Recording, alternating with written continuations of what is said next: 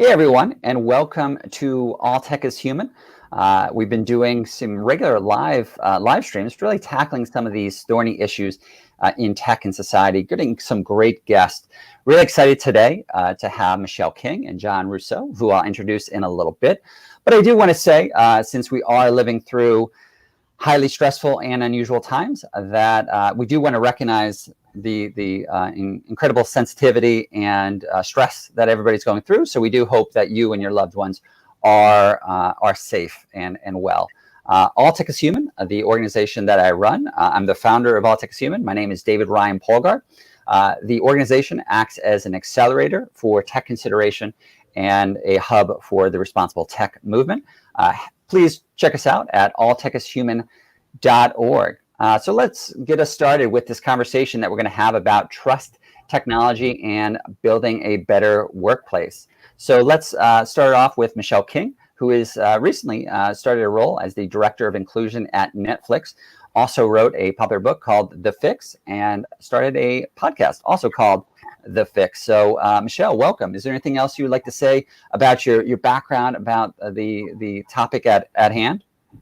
Yeah, I'm really excited to be here today and chatting with everybody about, the future of work, tech, and our role in creating environments that kind of enable everybody to succeed. So really looking forward to this conversation. And we're obviously really looking forward and excited to have you here. And I do also want to mention at this time that we try to keep these not like a lot of these boring Zooms that you've attended, but nothing against Zoom. But we try to make them highly interactive. So for everybody tuning in, we appreciate you being here.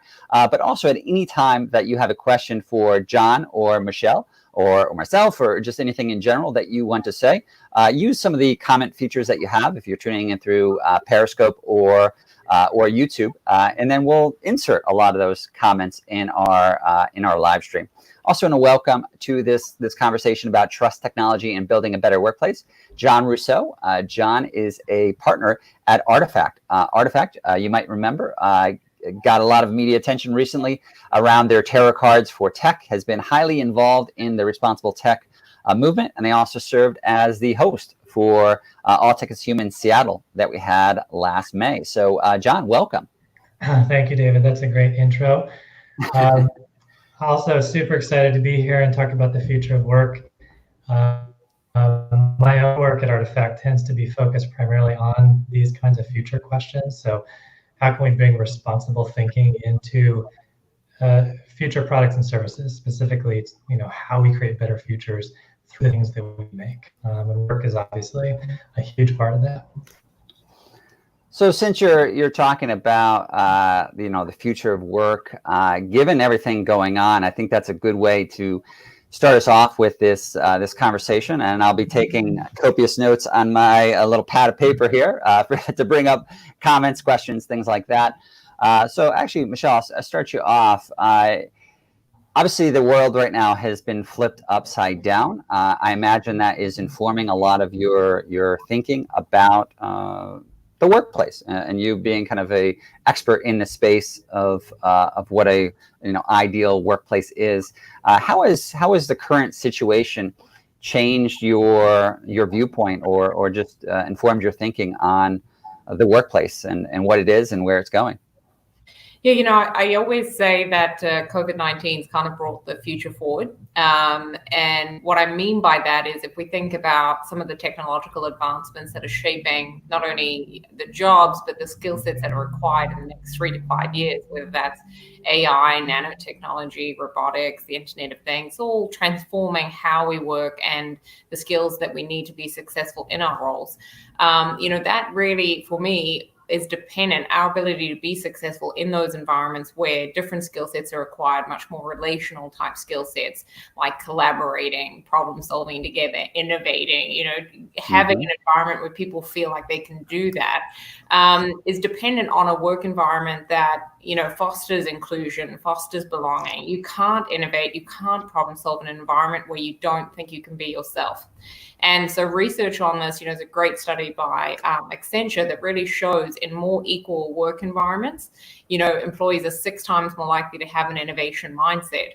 And companies need that innovation, right? And so the great thing about COVID-19, if there is anything that's great about it, is that it's brought the future forward. It's made us really rethink, how do we create work environments where we don't have transactional leaders that just kind of this command and control outdated way of working? How do we have leaders that are much more transformational, much more relational, create environments where you can manage people who are not in the office, and you can delegate, and you can be more democratic and caring and empathetic? So it's almost just brought it forward into a way that, you know, is very tremendously disruptive, but at the same time is actually what workplaces need to prepare for the future world of work. So that is one of the positives that have come out of this. It's really made us rethink, you know, what kind of work environments do we have? Do we have leaders that can create a more supportive work environment that enables success when people are working remotely? And is that an environment that everybody can succeed in, and more importantly, innovate in? Because that's really going to be needed for us to succeed and make it through this pandemic, but also to manage these sort of transformational changes that are coming. So in many ways, this has been immensely disruptive, but it's also been a blessing in disguise in terms of us rethinking the way we're approaching work. So what kind of leaders then do you think are going to, I don't want to say lose in this situation, but I guess their type of leadership, their type of oversight is going to potentially seem quickly outdated? Is there a type of leader that you're thinking about that you think is poorly suited for this current situation we're in the likely future? Yeah, look, I'm laughing because it's a very confrontational thing that I'm about to say, but it's actually really important. So I've done a lot of research on this in my previous role with the UN. My job was looking at the future world of work and partnering with major tech organizations to look at the skill sets that are required in the future. So I've done a lot of work in this space, my own research as part of my PhD, really looking at, you know, what are the skill sets we have today and what do we need in the future world of work? So a study I did with a large consulting firm really had about over 150 responses from men and women. And we had about 20 different attributes of, you know, everything from, you know, collaborative leadership through to like being more inclusive. And we had all these different attributes, and we said to participants, what are the top 5 skills that you think are needed in the future world of work? And then we asked, you know, what are the top 5 skills that men have today, and what are the top 5 skills that women have today? And both men and women in the study said that women have 4 out of the 5 top attributes that are required in the future world of work. And that's everything related to what I just mentioned. So the more relational, democratic, empathetic, what we call transformational style of leadership. And men, unfortunately, only had 1 out of the 5. And the reason for that is because men are constrained by gender norms, right? So when we think of the ideal leader, we tend to think of somebody that's a bit like Don Draper, right? So if you've watched Mad Men, kind of your 1950s command and control, I'm going to tell people what to do. That's the style of leadership. And that's the model in most workplaces, even today. There's a Bain study that shows that 70% of organizations have that ingrained ideal when it comes to leadership and management. The problem is that 1950s ideal standard served us in the 1950s. It doesn't serve us today. And so I always say that men, you know, need the freedom to demonstrate a broader range of skill sets without being penalized. And unfortunately, a lot of the skill sets that we require in the future of work are more feminine types of skill sets, right? So the empathetic, caring, democratic leader. So we need to create work environments where men can display some of that without being penalized and seen as kind of less manly for engaging in those types of behaviors. And so that's really why I say, you know, men need cultures of equality in workplaces more than women do, because they need the freedom to demonstrate those capabilities if they're going to be successful in the future. The important thing I want to say, though, this is not about being more masculine or feminine. Like I fundamentally don't believe that, because I think that's how we got into this mess in the first place, by valuing the masculine over the feminine.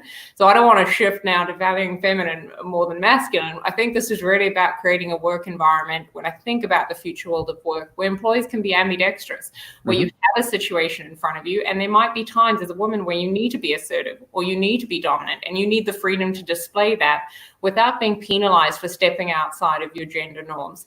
The same thing for men, right? So there are going to be moments where men need to be more empathetic. So really, equality and cultures of equality about creating environments where people are free to display a wide range of capabilities depending on what the situation requires. And that fundamentally starts with creating cultures of equality, environments where people can bring their whole selves to work and be themselves and really, you know, display a wide range of capabilities.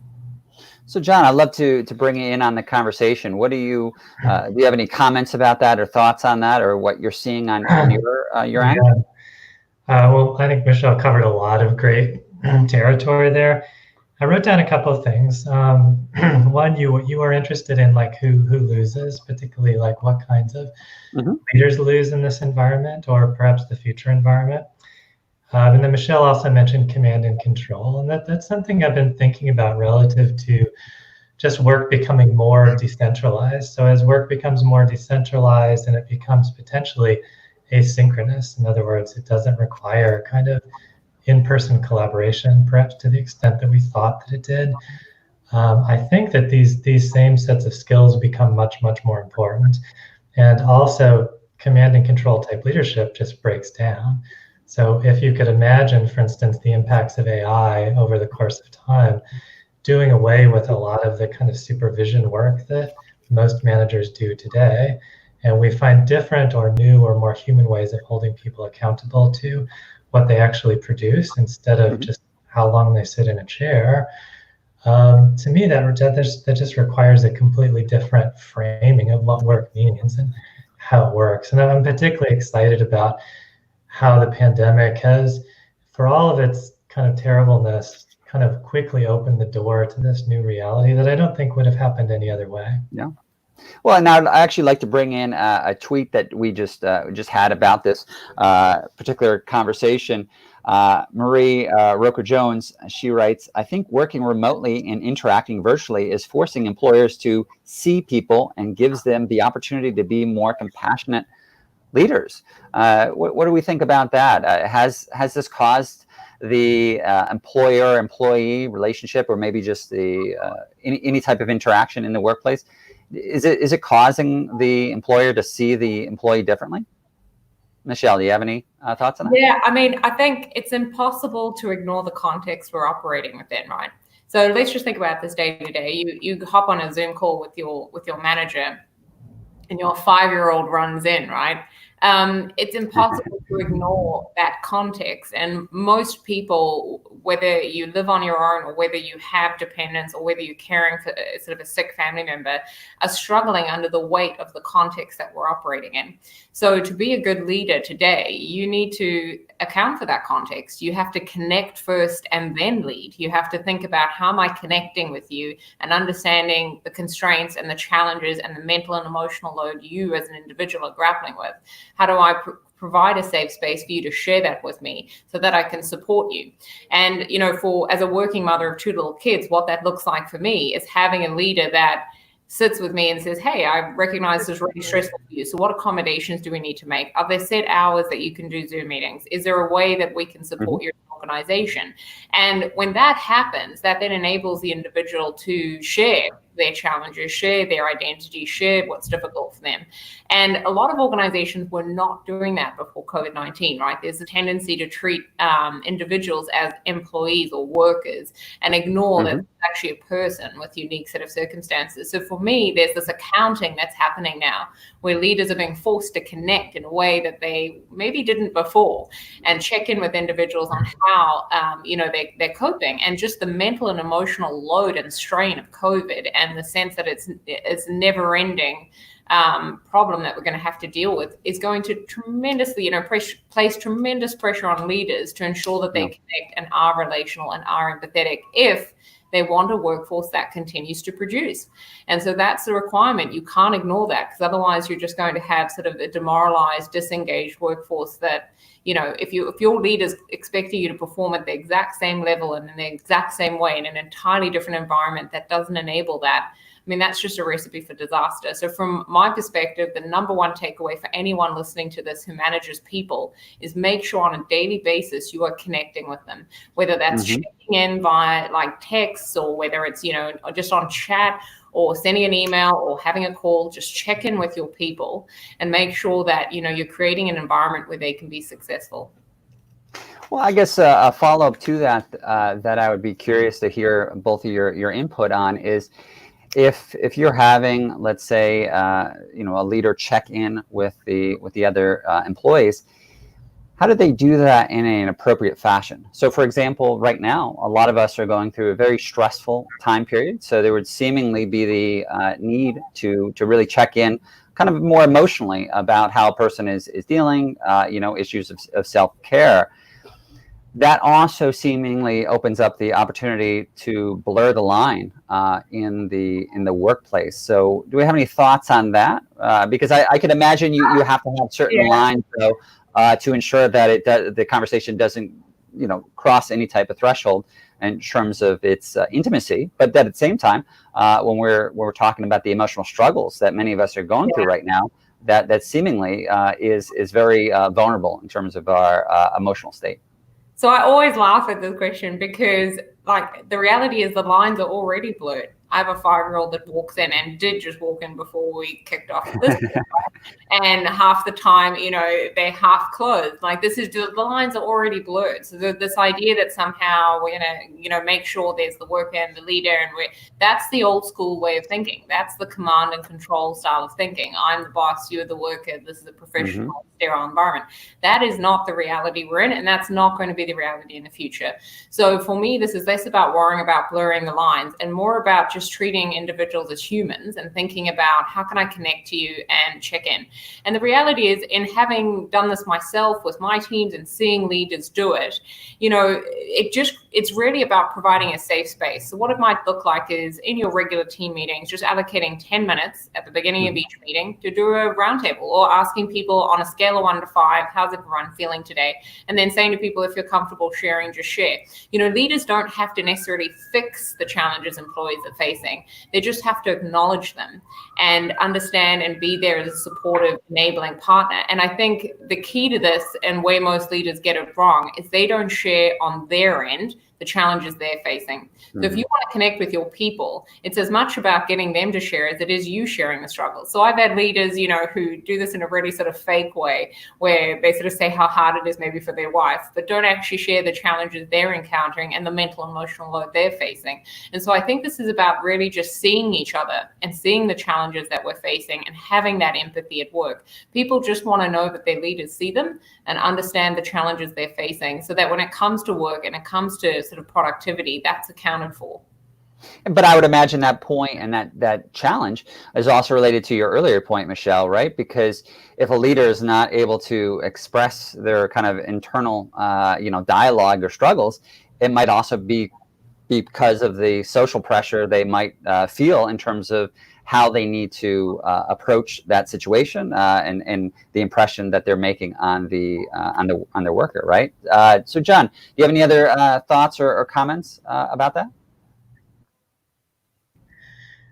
No, I think Michelle covered it. I mean, I think it's really just about connecting with people as people. I love the phrase "just a human-centered workplace," because I think that, to me, that's the principle that I would carry through not only how we interact now, but how we create future workplaces. So whether we're designing tools or we're creating protocols or just creating culture, like, we need to start from the standpoint of humanism instead of productivity. And a lot of these norms that command and control emerges from, and all of the tools that are designed to enable it, to me, are really outdated ideas. And I think that if we were to replace those with a more fundamentally human-centered position, we would work in different ways. We would create different tools. We would create different norms, and we probably wouldn't be having this conversation. We'd be doing something else, right?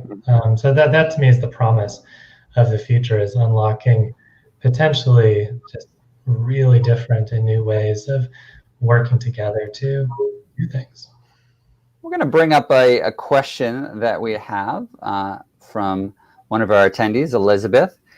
How do you think the shift to work from home will affect how companies hire in the future, both from an interviewing logistics perspective and where biases might arise, new kinds of discrimination?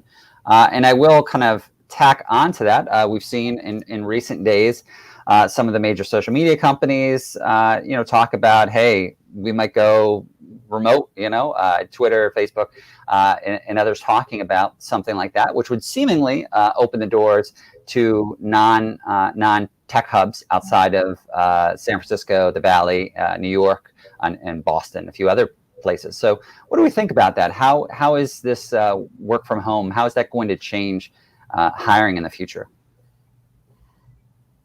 Michelle, I have no idea, to be honest. I think I think it's super. I think it's interesting the way in which this shifted almost overnight from a culture where there's this mythology about water cooler conversations and creativity and all this other stuff that has been held so dear in Silicon Valley in particular. And it seemed to kind of evaporate overnight. And I think if I were to look at that as an opportunity rather than a problem, I might say that work from home gives, employers access to a much broader and more inherently diverse group of candidates. So that should actually be super good news. I know that we at Artefact, in thinking about this for ourselves, are kind of cautiously optimistic about the potential to collaborate with people that we might not otherwise have the opportunity to do so because there are geographic boundaries. So I think I'm sure that all of the same very human problems we have with respect to how we hire today will come with us to this new world, and we'll have to find ways of countering them the same as we do now. So I don't know that the problem changes so much as it just migrates.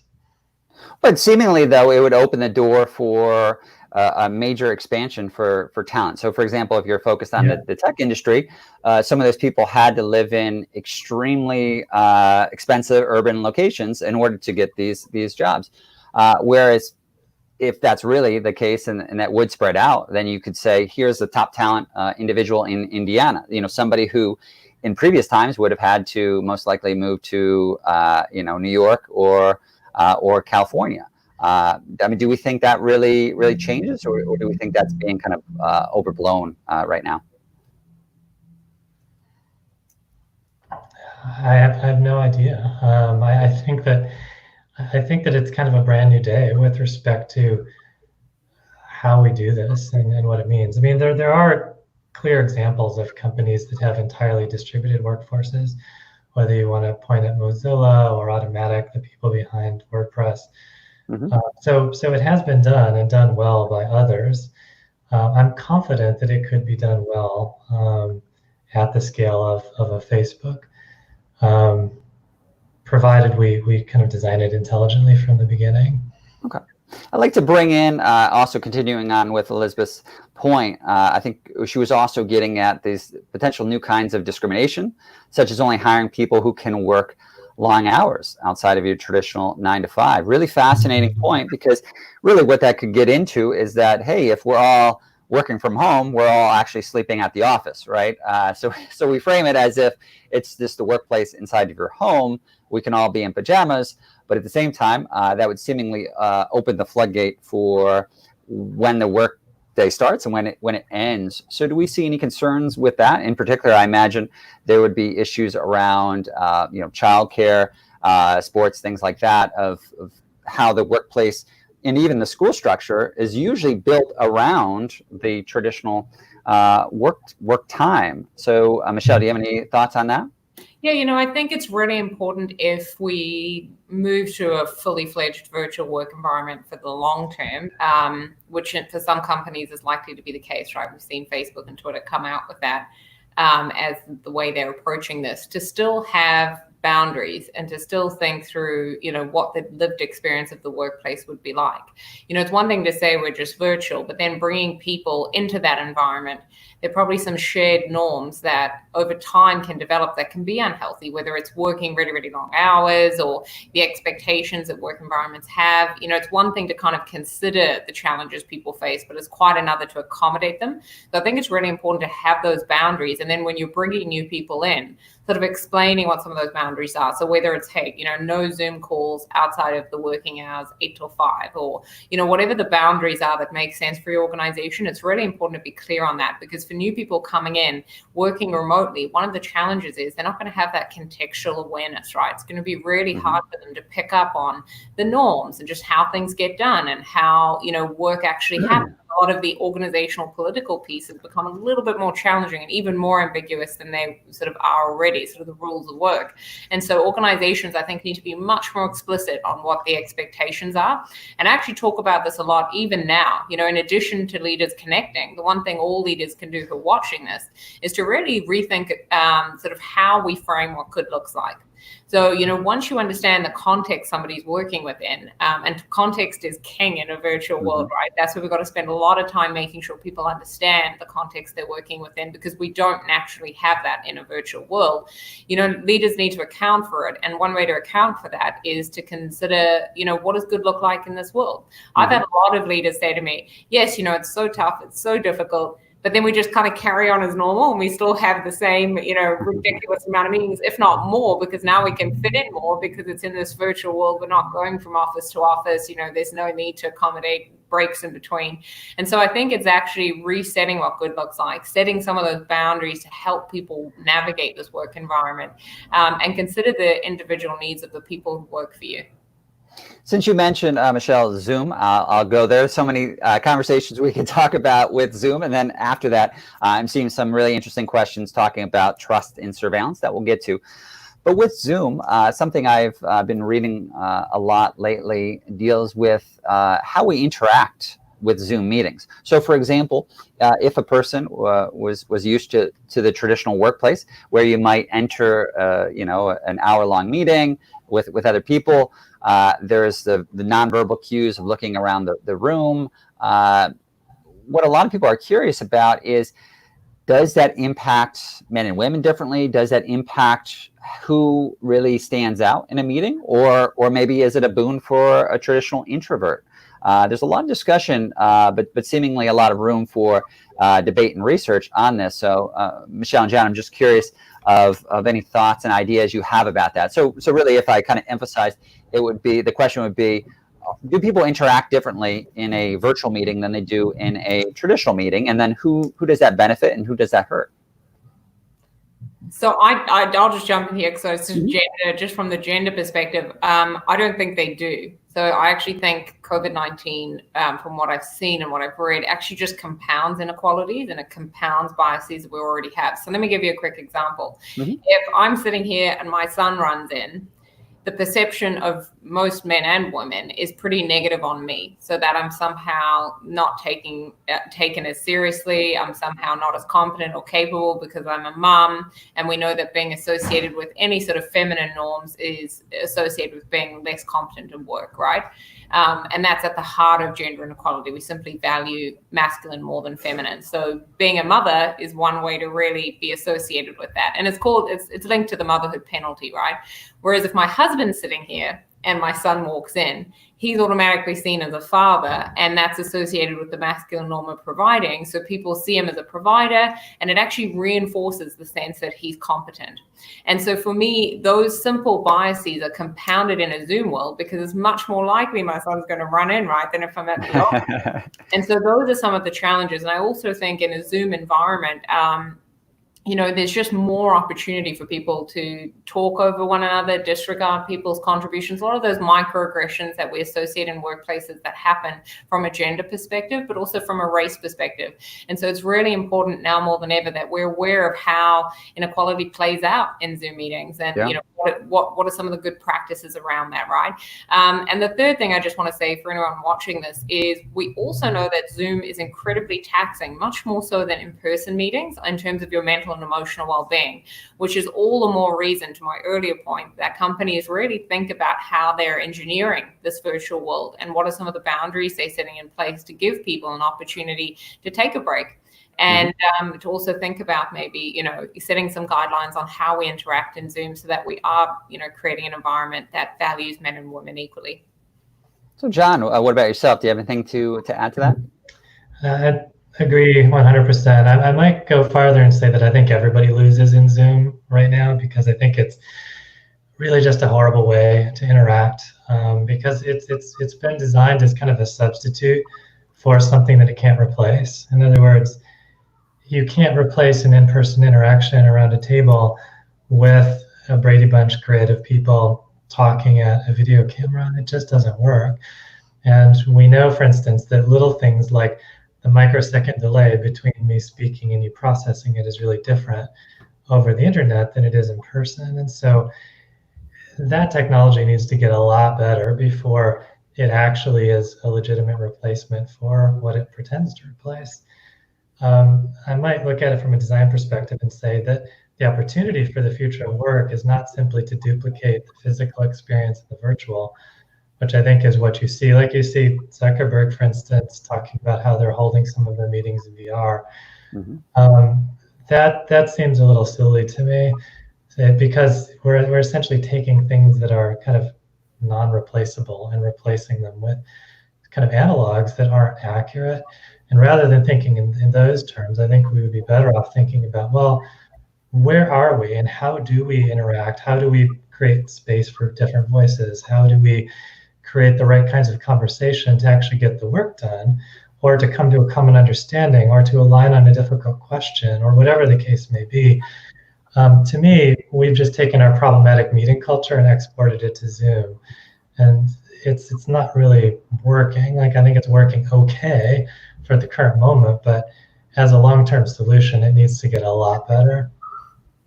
So then I guess a quick prediction for both of you. There's been a lot of talk lately around kind of real estate that obviously, a lot of companies would have in expensive cities like New York. And the discussion is, hey, if everybody can work virtually, maybe we don't need these expensive kind of landmark offices. So just quickly, either of you, let's start with Michelle. Do you think that's true? Do you think the major companies are going to just like half the amount of offices or office space that they have? Yeah, look, I don't know if that's what companies are going to do, but what I do know is I think it's caused everybody to pause and rethink the nature of those offices. So whether it's hot desking, whether there's another way that we can approach it. I think what Facebook and Twitter have announced recently in terms of their commitment to remote working indefinitely obviously would reduce office space, right? But I don't want to sort of just say we can all shift to remote working, because to the earlier point that was made around connection and the importance of connection, and a virtual world not being able to fully replace that. I mean, humans have a very real need to connect and in person, and that's not going to go away just because we've experienced COVID-19. If anything, it might make the thirst for that connection more. I think what this has done, though, and the benefit around working in a pandemic workplace, is that it removes some of the stigma and removes some of the excuses for not fully embracing remote working, which is beneficial. But I don't think that's necessarily going to just do away with the need for human connection, that we're all just going to be sitting in our homes working, because people need to connect.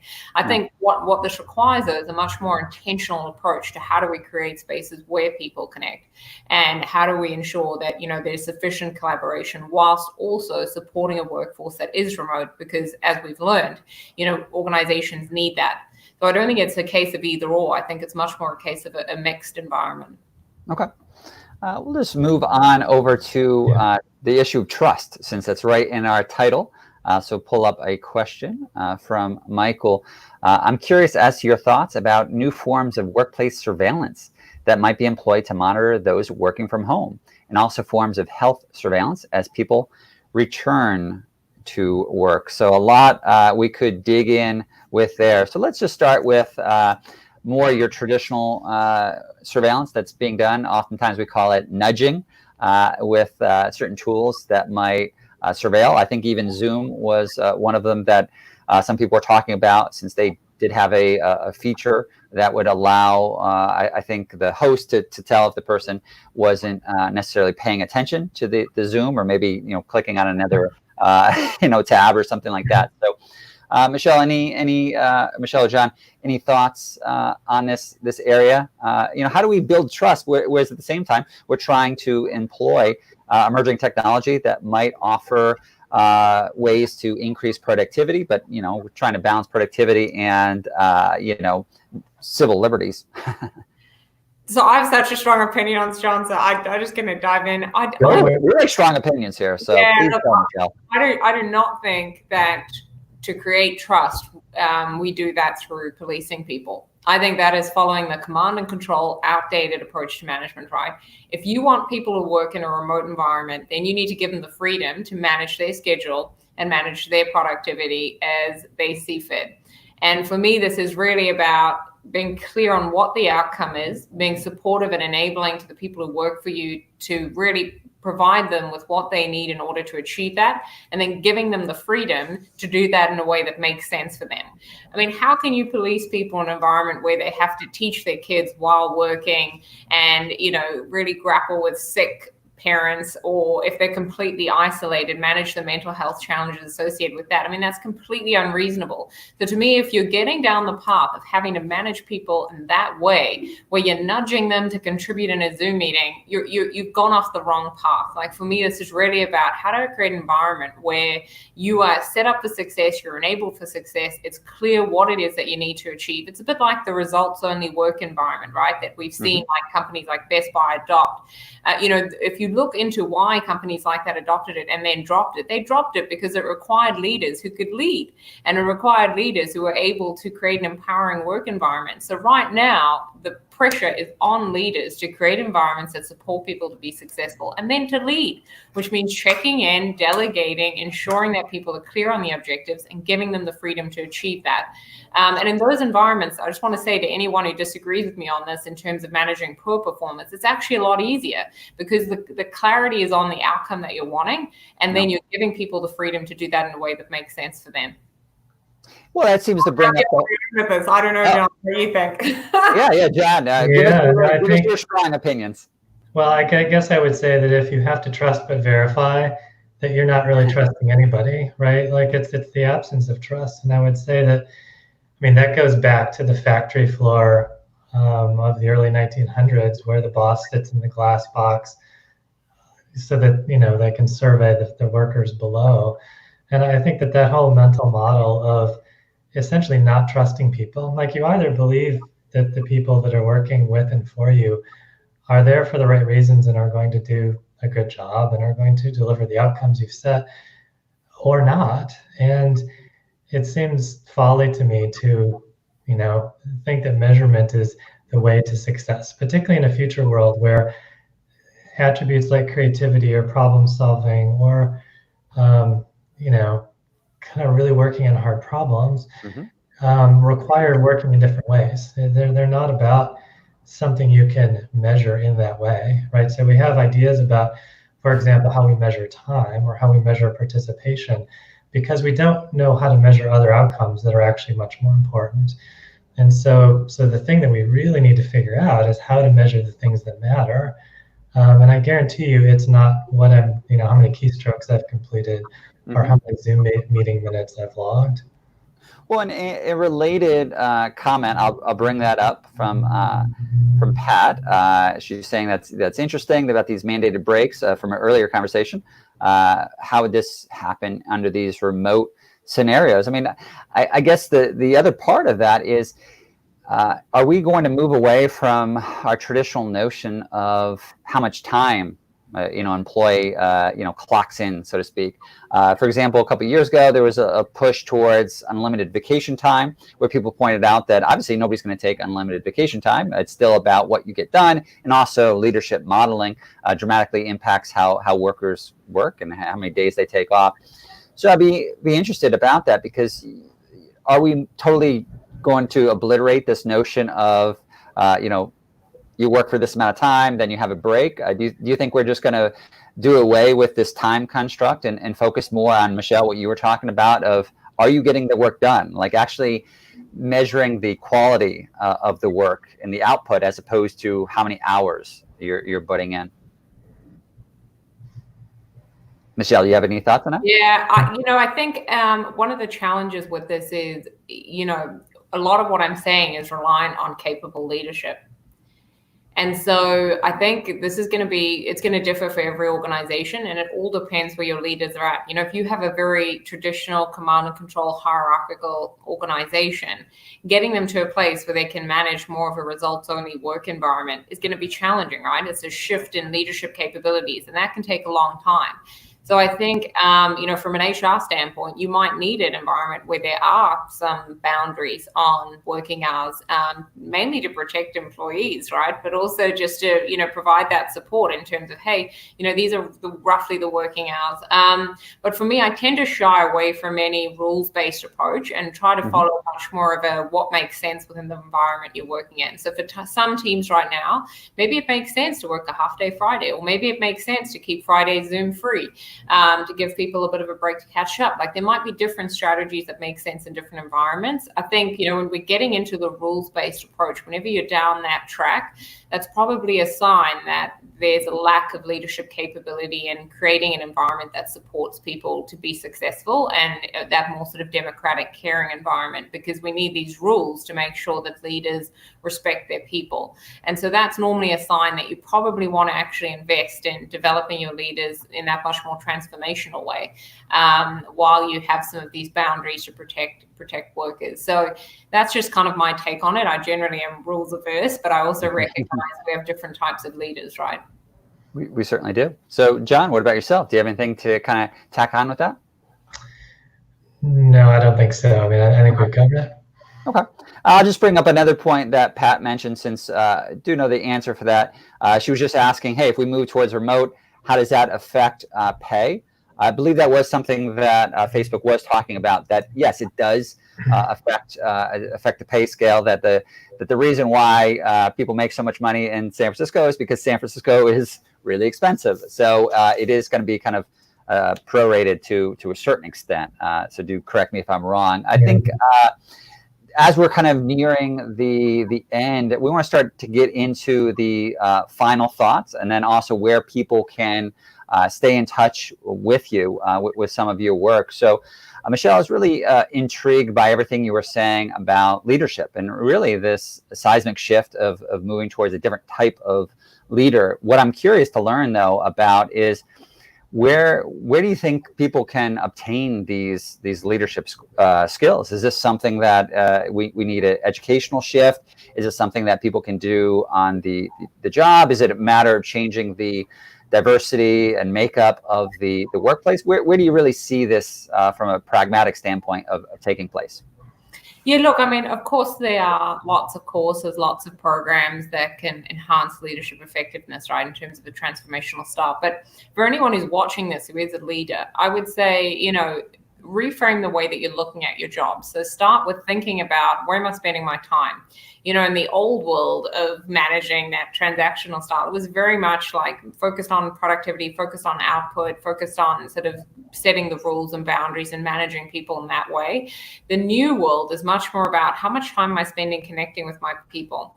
Have I spoken to all my direct reports today? Have I checked in with them? How much time am I creating in terms of looking at how we work rather than what it is that we're doing? And so the shift is from the what to the how. And for leaders, that's really about thinking through, am I seeing the individual? Do I understand their constraints? Have I accounted for that? Is it clear on what the objectives are they need to achieve? And just that simple shift in terms of, connecting first and then engaging in some of that leadership piece, that shift will really help leaders start the path and the journey to creating that. And the one point I just want to say to sort of earlier on in the conversation, I think the bit that sometimes leaders miss is there's the sense that they need to have all the answers, right? So if we're talking about mental emotional well-being, well, I need to give you a 10-slide presentation on it. It's like, that's not the case. Actually, the effective relational style is much more conversational. So are you having conversations? Are you creating a safe environment for people to talk and share the challenges that they're facing? Is it safe for employees to come to you and be vulnerable and talk about the remote aspects that they're struggling with, right? In terms of working from home. So for me, that's what it's about. It's really about getting back to the relational style. And what's so fascinating about this is the more we advance in technology, the more we require leaders to adopt a relational style. And so we really, in the future world of work, this is going to be needed. So focus on, how am I engaging? How am I connecting? And you're probably on the right path. I love it. So Michelle, where can people get in contact with you and then, listen to your podcast, The Fix? Yeah, look, I encourage everybody to connect with me on LinkedIn. I'm always open to those connections, but I have a website, michellepking.com. You can find out more about my podcast and book there. Sounds great. Thank you. So, John, what about yourself? Any final thoughts before we head out? Yeah, I think just maybe a final provocation is I can imagine a future world where leaders aren't as necessary. I think one of the crises of leadership now is that if you're managing toward outcomes, there probably comes a point, particularly as technology becomes more sophisticated, where your job itself becomes less and less important, right? Like paradoxically, like the better your team is at their work, and the more we move toward a talent-centric view of labor and away from a command and control-centric view of labor, we're going to need fewer leaders. And so I think that there's actually kind of an interesting, I mean, it's maybe a ways out. Maybe that's a 10-year future, not a 2-year future. But I can see us moving to a place where AI in particular automates enough about, say, the operation of the business and how it's measured to where talent actually becomes the thing that essentially dominates how things are done, as opposed to managers dominating how things are done. That to me is super interesting, and a super big opportunity for how we use tech to create a better future. People can obviously reach me on LinkedIn and artefactgroup.com. See the rest of our work. That sounds great. So I want to thank both Michelle and John for joining us, and everybody for their great comments and just tuning along. I do want to tell everybody that we are doing these about every 2 weeks. If you have any ideas, please send us an email at hello@alltechishuman.org. Check us out. And then also want to thank our partner for this live stream, The Bridge. You can check them out at thebridgework.com. They bridge together tech, policy, and politics. Great group. So again, I know there's a very stressful time. A lot of us are dealing with the ramifications of COVID-19. So I do want to send my good thoughts and good vibes your way. So Michelle, John, and everyone watching, thank you. Thank you. Thanks for Thank you.